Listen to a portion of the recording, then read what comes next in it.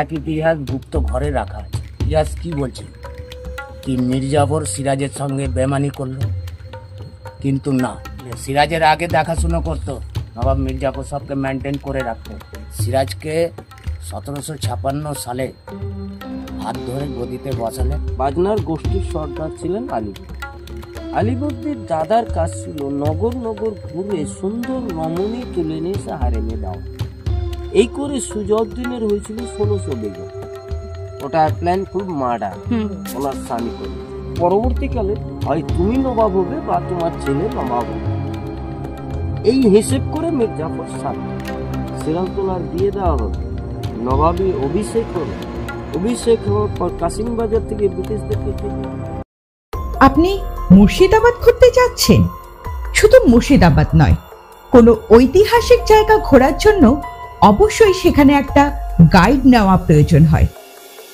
আপনি যদি ইতিহাস প্রেমী হন, অর্থাৎ ঐতিহাসিক জায়গা ঘুরতে ভালোবাসেন, তাহলে অবশ্যই জানেন ইতিহাসের সঠিক কোনো প্রমাণ পাওয়া যায় না। কিছু কিছু ক্ষেত্রে তো আবার মানুষের মুখে মুখে চলে আসছে যে কথাগুলো, সেগুলোই পরবর্তীকালে ইতিহাস হিসাবে গণ্য হয়ে থাকে এবং সেটাই চলে আসছে যুগ যুগ ধরে। মুর্শিদাবাদ বা মুর্শিদাবাদের ইতিহাস মানে সিরাজদৌলার প্রতি সহমর্মিতা এবং মির্জাফরের প্রতি এক রাস ঘৃণা। এক্ষেত্রে গাইডের ভাগও ঠিক সেরকমই। আমরা মুর্শিদাবাদের গাইডকে 3 ভাগে ভাগ করতে পারি। একটা ভাগ যারা সিরাজদৌলার পক্ষে, আর একটা ভাগ মির্জাফরের পক্ষে, তৃতীয় দলটি টুরিস্টদের পক্ষে।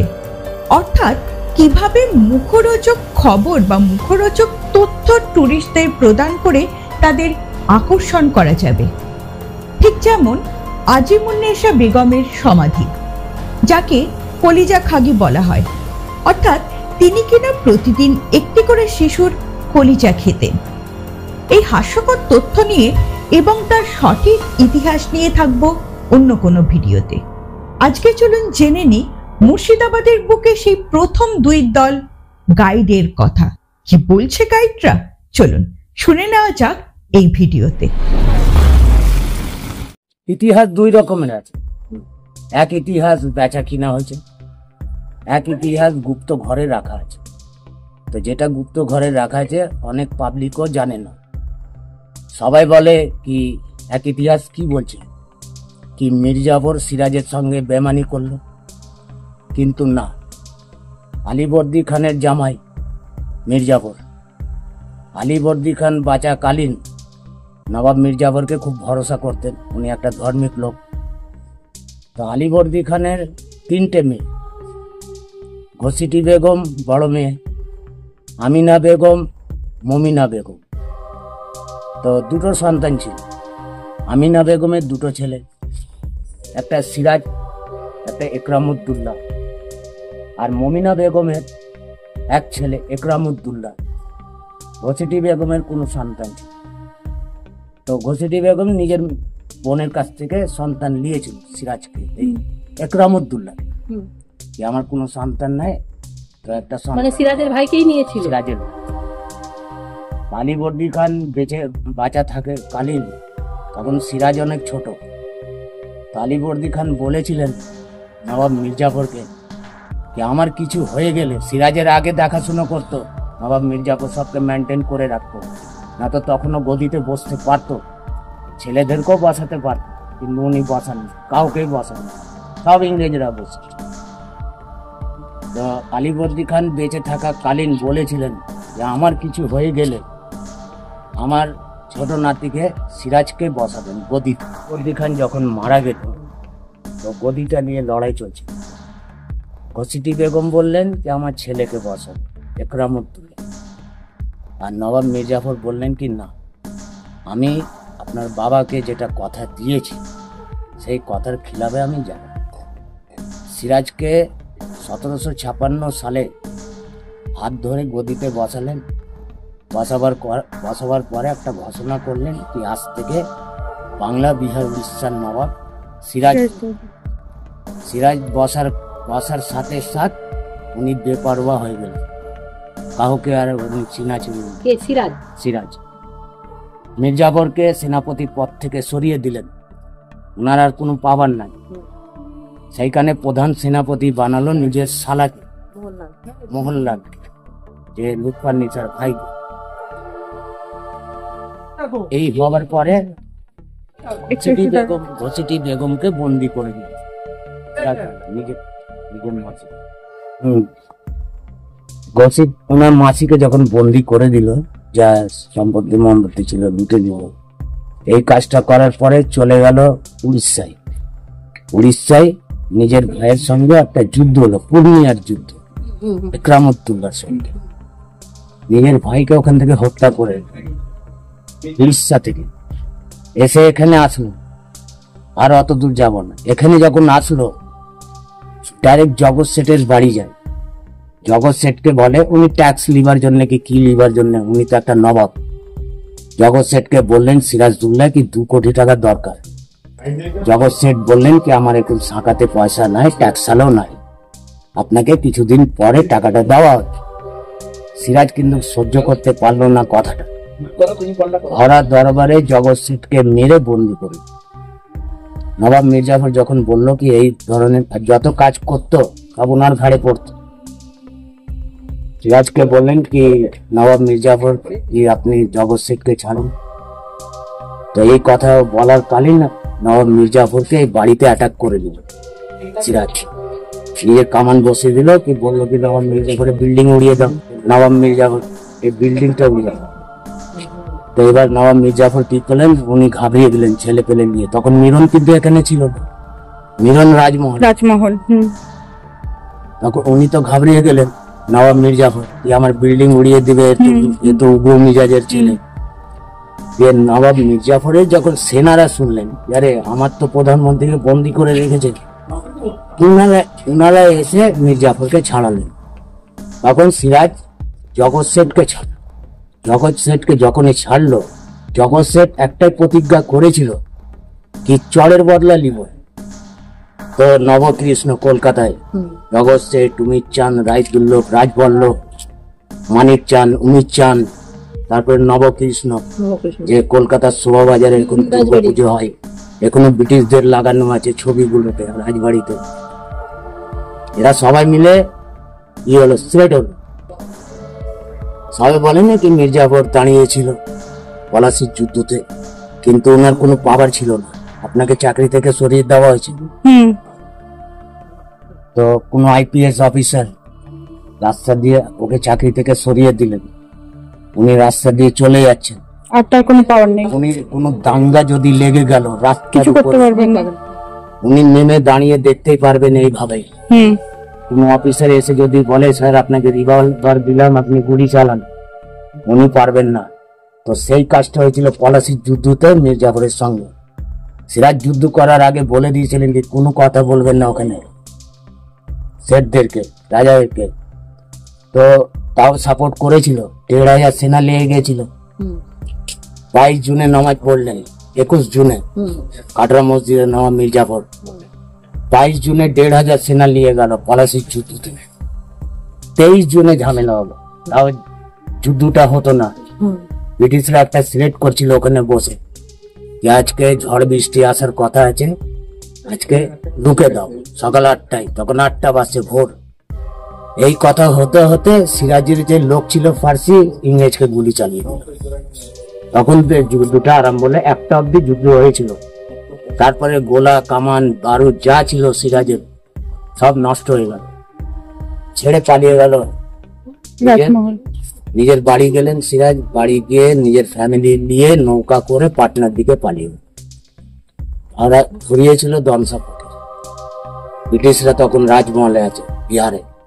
যখনই রবার্ট ক্লাইভ শুনলেন কি সিরাজ এসেছে, সিরাজকে না তো ওখানে শেষ করে, সিরাজকে আবার ধরে এনে সিরাজের যে বাড়ি ওই পারে মনসুরগঞ্জ প্রাসাদ, ওখানে বন্দি করে রাখলো। পলাশির যুদ্ধ 6 দিন গদি খালি ছিল। 1729 যখন মির্জাফরকে বসালেন গদিতে, তখনও সিরাজ বেঁচে ছিল। তো গদিটা নিয়ে করছিল কাকে বসাবো এই ইংরেজরা। তো ব্রিটিশরা বললেন কি ইয়ার লতিফকে বসান গদিতে, ইয়ার লতিফকে। ইয়ার লতিফকে। তো জগৎ শেঠরা বললেন ইয়ার লতিফকে বসানো হবে না, নবাব মির্জাফরকে বসান। ইয়ার লতিফকে উনিও একটা রাজা, উনিও একটা রাজা, সব ইতিহাসে দেওয়া আছে। তো জগৎ শেঠরা বললেন কি না, ইয়ার লতিফকে বসানো হবে না, নবাব মির্জাফরকে বসান গদিতে। নবাব মির্জাফরকে যেদিন গদিতে বসালেন তো গদিতে হেস নেস হয়ে গেল। এবার রাজা নিচে নামেন, নিচে নাম। রাজা ব্রিটিশরা বললেন কি গদিতে হেস নেস হয়ে গেল, সিরাজের ব্যাপারটা চিন্তা করা যায়, সিরাজকে নিয়ে কি করা যাবে। নবাব মির্জাফর বললেন কি সিরাজকে যেখান থেকে ধরে এনেছেন সেই জায়গায় আপনারা রেখে আসেন, ওর যা অধিকার আছে সেটা পাবে। এই কথাটা বলে নবাব মির্জাফর বাড়ি চলে এলেন।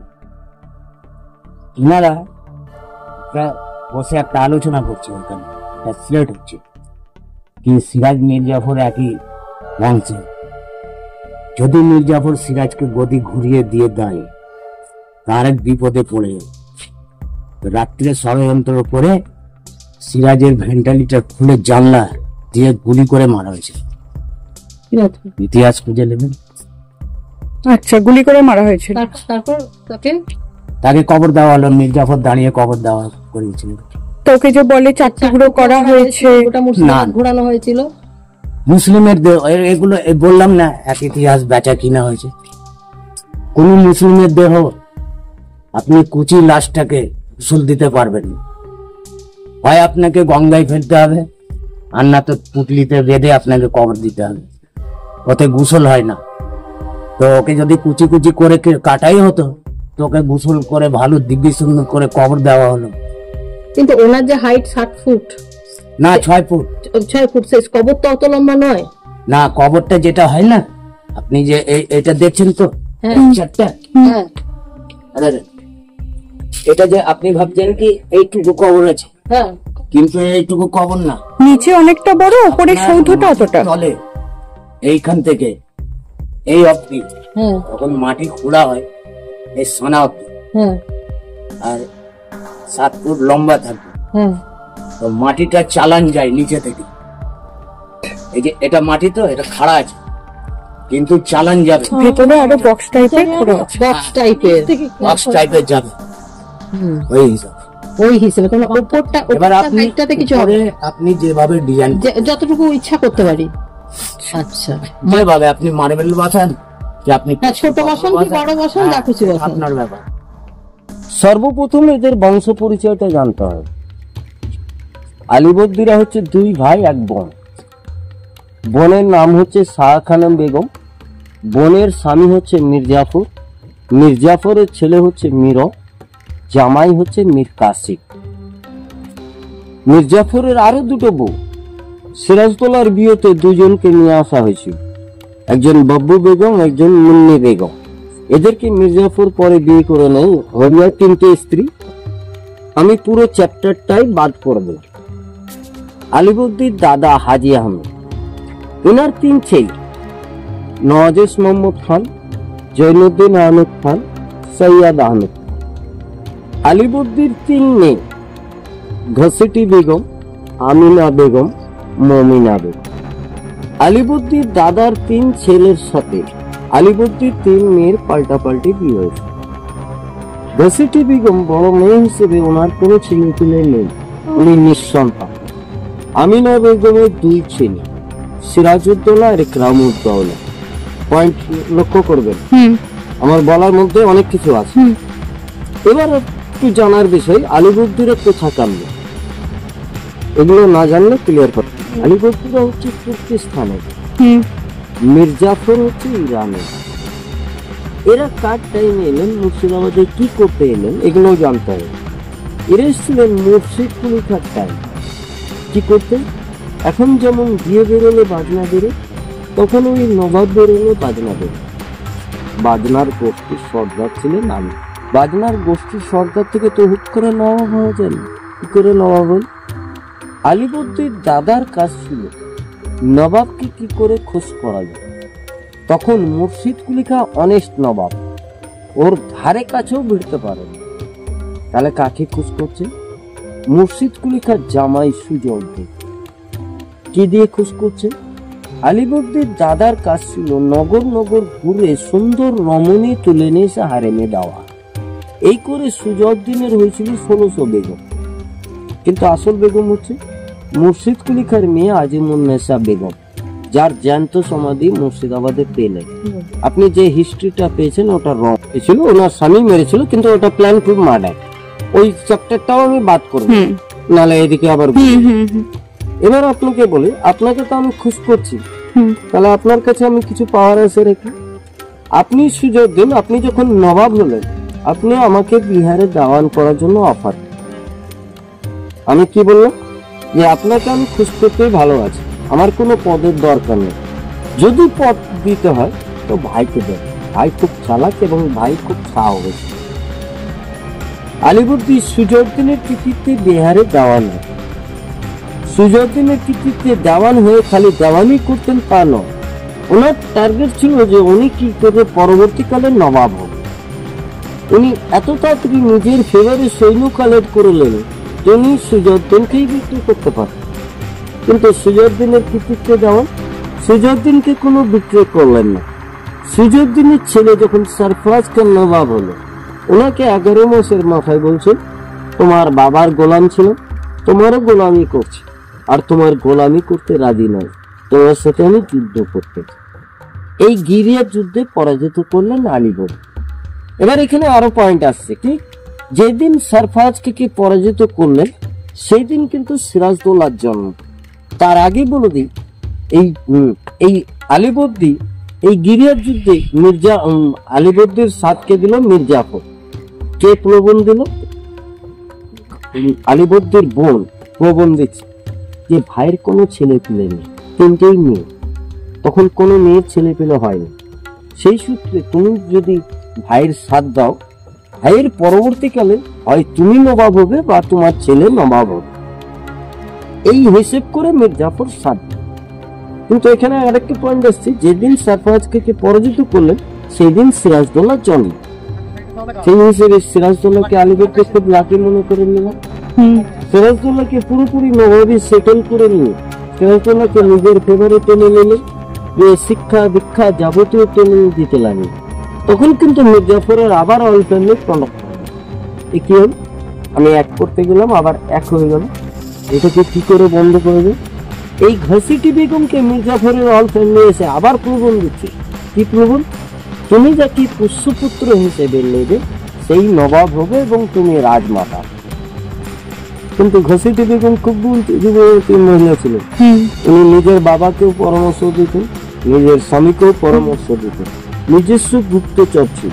উনি খবরাখবর লাগিয়ে রেখে তখনকার দিনে এগেন্স্ট পার্টি হচ্ছে 3 জন। এই 3 জনকে দমন করার জন্য ঘসিটি বেগম তড়িজড়ি সিরাজদৌল্লার ভাইকে নিলেন, যাতে এই ষড়যন্ত্রটা না বাড়ে। কিন্তু সিরাজদৌল্লার ভাগ্য সাথ দেয়নি। হঠাৎ এই একরামউদ্দৌলা 12-13 বছরের ছিল, বসন্ত রোগে মারা গেল। তারপরে ঘসিটি বেগম চুপচাপ, মির্জাফরও চুপচাপ। সিরাজদৌল্লার বিয়ে দেওয়া হলো, নবাবী অভিষেক হলো। অভিষেক হওয়ার পর কাশিমবাজার থেকে ব্রিটিশদেরকে খেতে দিল, কলকাতা ফোর্ট জয় করে ফিরে এলো। ফিরে আসার পর কি করলো? মির্জাফর নিজের বাড়ি থেকে পালকি পাঠিয়ে কাশিমবাজার কুঠি থেকে ক্লাইভকে আর ওয়াটসনকে মেয়ে ছেলে সাজিয়ে নিয়ে এসে জগৎ সেটের বাড়িতে চুক্তি করে। তার পরিণাম হচ্ছে পলাশি। কি চুক্তি করেছিল সেটাও আমি বলে দিচ্ছি। নবাবকে হারিয়ে আমি তোমাকে নবাব বানিয়ে দেব, আমাদেরকে বিনা শুল্কে ব্যবসা করতে। সেটা কে দেখে নিল? সেটা দেখে নিল অমির চাঁদ। অমির চাঁদকে দেশীয় বল। এই অমির চাঁদ কি করলো? অমির চাঁদ ওইটা দেখে নিয়ে ক্লাইভকে ব্ল্যাকমেল করলো। কি ব্ল্যাকমেল? তুমি যে মির্জাফরের সাথে চুক্তি করেছো আমি জানি, আমাকে 1.5 লক্ষ টাকা এক্ষুনি দিতে হবে, নাহলে আমি এক্ষুনি গিয়ে নবাব বলে দেবো। অমির চাঁদ টাকার আফসোসে পাগল হয়ে মারা গেল। এবার বলবেন ঘসিটি বেগম দায়ী? ওকে, ওইটাই তো কারণ। এটাও একটা পয়েন্ট, যদি মির্জাফরের সাথ দিয়ে থাকে তাহলে মির্জাফরের ছেলে মিরন কে মারলো কেন? এটাও বিষয়। যাতে সিরাজের বংশের আর কেউ না থাকে, মানে বলে দিই, যদি আপনার আমি সাথ দিয়ে থাকি তাহলে আপনার ছেলে আমাকে তো ভালোবাসে, আমাকে মারবে কেন? হচ্ছে সাথ দেয়নি, তা ভেবে নিতে হবে। আপনাকে ভাবতে হবে, বিপরীত এন্ট্রিটাও ভাবতে হবে, তবেই বোঝা যায়। আপনি বলছেন মির্জাফর আফগান থেকে এসেছিল, তুর্কিস্তান তুর্কিস্তান, আর ওখানে একজন গাইড বলেন উনি মোগল মোগল রক্তের ছিল, আফগান থেকে ওইদিকে থেকে এসেছিল। মোগলরাও তো আমি বলে দিই, ওইদিকে, হ্যাঁ। বলে দিই, শাহজাহানের টাইমে হ্যাঁ আলিবর্দির যে পূর্ব জেনারেশন মানে দাদুরা ছিল, শাহজাহানের টাইমে রন্ধনশালার একটা ইজ ওদের হ্যাঁ, নিয়ে থ্রু দিয়ে ওখানে হ্যাঁ, থেকে এসেছিল। নিয়ে এসছে, আচ্ছা, পাঠানো হয়েছে। যেমন এই মমতাজ নৌজানেরা সব জাগিরদারের ওখানকার হচ্ছে, ওদেরকে নিয়ে এসেছিল সব। বহু হিস্ট্রি আছে। সিরাজের এগেনস্টে ষড়যন্ত্র করেনি, বরঞ্চ সিরাজকে বাঁচাবার চেষ্টা করেছে।